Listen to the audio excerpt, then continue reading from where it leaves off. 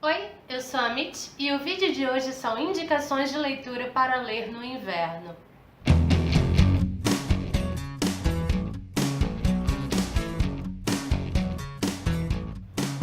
Bom, aqui no Hemisfério Sul, somente agora que o inverno resolveu dar as caras. E coincide também com o período de férias escolares. Então resolvi reunir aqui nesse vídeo algumas indicações que têm a cara do inverno e que você pode aproveitar as suas férias para poder dar uma adiantada na leitura. E para começar, eu separei aqui Noites Brancas do Dostoiévski. E quem já ouve falar em Dostoiévski e nunca leu nada do autor já se assusta. Já pensa nos calhamaços de Os Irmãos Karamazov, O Idiota, Crime e Castigo, mas esse aqui é um livro super pequenininho, tem pouco mais de 80 páginas, porque na verdade se trata de um conto. Assim como O Sonho de um Homem Ridículo, também um livro super pequenininho, se trata de um conto e também tem a cara do inverno. Mas voltando a Noites Brancas, o título do livro remete àquelas noites em que o sol se põe muito tarde e as noites acabam sendo claras, por isso as noites são brancas. E o personagem principal, ele tá passeando por São Petersburgo e eis que ele encontra uma dama. E ela é uma moça bem notável, bonita e agradável e é meio que paixão à primeira vista. Eles vão se conhecendo, ele é um romântico incurável enquanto ela é mais realista, pé no chão. E o romance deles não dura muito tempo, dura apenas 4 dias. Mas são 4 dias muito intensos. E se você quiser saber o que acontece com eles e por que é um romance tão rápido, você vai precisar ler. E por que eu acho esse conto a cara do inverno? Primeiro que se passa na Rússia. E Rússia a gente já pensa logo em frio. E segundo que o personagem principal, ele é tão romântico, ele é tão carinhoso que dá um calorzinho assim no coração e não se trata exatamente de um romance adolescente como a maioria de nós está acostumado a ver. É um romance adulto, com temáticas adultas, com temáticas mais espirituais, mais reflexivas. É um romance bem sólido e intenso e se passa num período de 4 dias. Então vale muito a leitura, é um grande clássico. Dostoiévski é um dos grandes escritores universais e fica a indicação para vocês. O segundo livro que eu separei aqui foi O Clube de Leitura de Jane Austen. E esse livro é muito fofo, é um amor assim transfigurado, porque é um clube de leitura e são pessoas que se reúnem para discutir as obras de Jane Austen. E tudo isso regado a muita risada, regada a cafés, a cobertores quentinhos. Então isso é a cara do inverno. Eu já fiz aqui um vídeo sobre os livros da Jane Austen, com ênfase em Mansfield Park, mas eu também comento sobre os outros livros.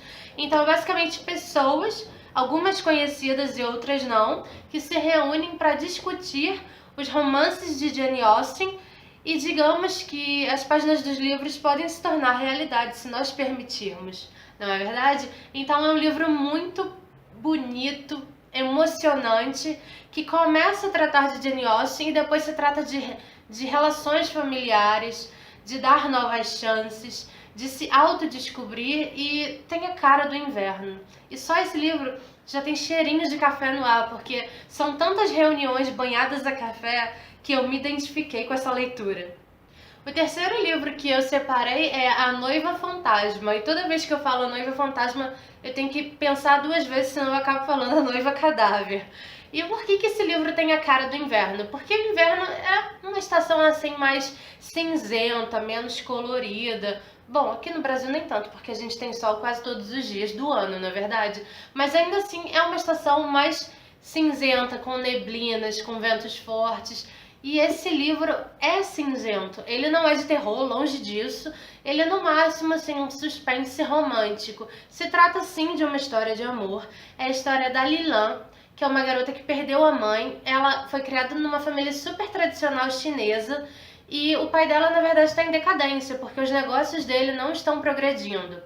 E esse livro tem a ver com as tradições orientais de fato, então tem muito de cultura chinesa aqui.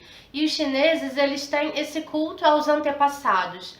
E a Lilan, como ela estava precisando de dinheiro para ajudar a família, ela resolve, aliás, ela não, o pai dela resolve casá-la com um defunto, sim, com um falecido, porque no Oriente eles têm essa crença de que é importante satisfazer os desejos do falecido para que ele possa descansar em paz e não se revolte contra os viventes.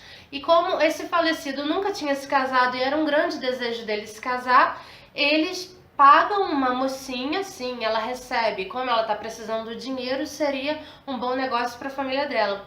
Eles pagariam uma mocinha para se casar com esse defunto, para alegrar a alma do rapaz e assim ele poder descansar em paz.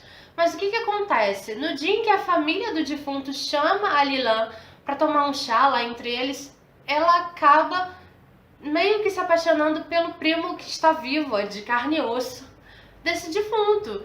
E eles vão se conhecendo assim aos poucos, ela vai se encantando por ele de fato, a gente percebe que a paixão é recíproca, mas ela tem que se casar com um defunto. E aí o que ela vai fazer? Será que ela vai aceitar esse casamento pelo dinheiro? Ou será que ela vai casar com um cara que ela gosta? E ao mesmo tempo acontece um fato muito intrigante que faz com que a Lilan vá para um plano alternativo. Seria ali a cidade dela, mas numa outra dimensão, que seria o mundo dos mortos, ou o mundo das almas. Não é nem o céu nem o inferno, é um plano alternativo. E lá ela vai encontrar a mãe dela que está falecida, ela vai buscar respostas para as dúvidas dela e ela vai conhecer o noivo dela defunto. Então ela precisa desvendar esse mistério para voltar para o plano terrestre, para voltar a ter a vida normal dela. Afinal de contas, ela não está morta, foi só um acontecimento inesperado que a fez ir para esse plano. Então tem assim um tomzinho sombrio, tem um aspecto invernal, mas não é um livro de terror nem de longe. E é um livro que valeu super a pena. É da Yanzi Cho, eu nunca tinha lido nada dessa autora, foi o primeiro contato que eu tive com ela e eu gostei bastante. Fora que essa edição da Dark Side é super caprichada, tanto por dentro quanto por fora. Então, na verdade, eu separei esses 3 livros para indicar para vocês, mas como bônus de leitura de férias, eu separei aqui uma HQ de Crime e Castigo do Dostoiévski. Aqui é, resumidamente, a história de Crime e Castigo, com ilustrações muito bonitas mesmo, e tem a cara do inverno. Se passa no inverno lá na Rússia e ainda com o peso da escrita do Dostoiévski. O enredo tá muito bom, tá muito fiel, é resumido? Claro que é. Crime e Castigo são 2 calhamaços, olha a finura disso. Mas ainda assim a essência da história tá aqui e tem ilustrações belíssimas. E também, por que não, a Guerra dos Tronos, afinal de contas, The Winter's Coming, não é verdade? E essa capa aqui é da Graphic Novel Volume 2, eu já tenho todas. E essa aqui tá lindíssima. O Tyrion e o Jon Snow no alto da muralha e uma nevasca caindo sobre eles. E eu aconselho graphic novels porque a leitura é rápida, dá pra ler muito bem nesse período de férias e também é muito prazerosa. E agora, eu também acabei de entrar de férias e eu tenho como meta de leitura 2 livros que eu ainda não tenho aqui na minha coleção, mas que eu quero muito ler, que é O Palácio de Inverno, mais uma vez para a Rússia. Para quem me conhece sabe que eu adoro as histórias que acontecem na Rússia, os autores russos e a própria história da Rússia em si. Então, Palácio de Inverno é um romance que se passa no Palácio de Inverno em São Petersburgo. Eu quero muito ler.